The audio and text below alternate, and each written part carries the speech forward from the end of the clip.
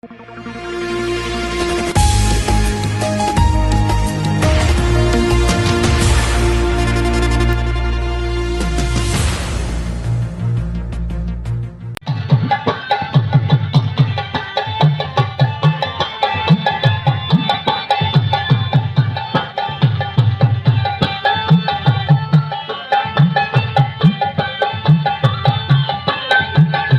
जमाने वाली सर्दियां हों और ऐसे में आग का अलाव और साथ ही गपशप तो क्या बात है।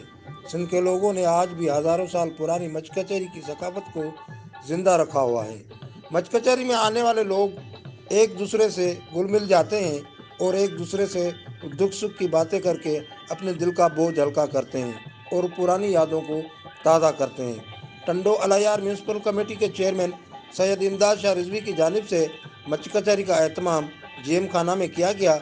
कड़ाके की सर्दी में दिखाई देने वाली ये आग और उसके इर्द गिर्द बैठे लोग आज भी सिंधी सकाफत को जिंदा रखे हुए हैं।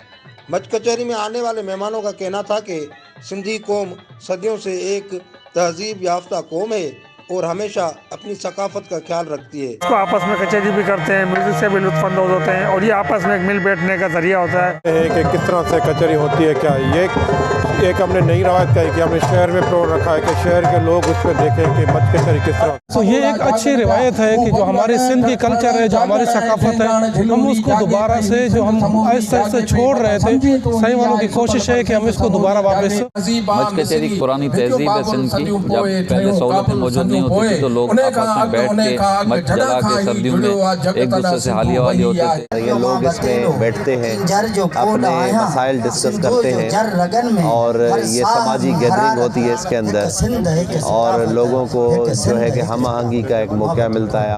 तकरीब में मौसीकी के तड़के ने 4 चांद लगा दिए।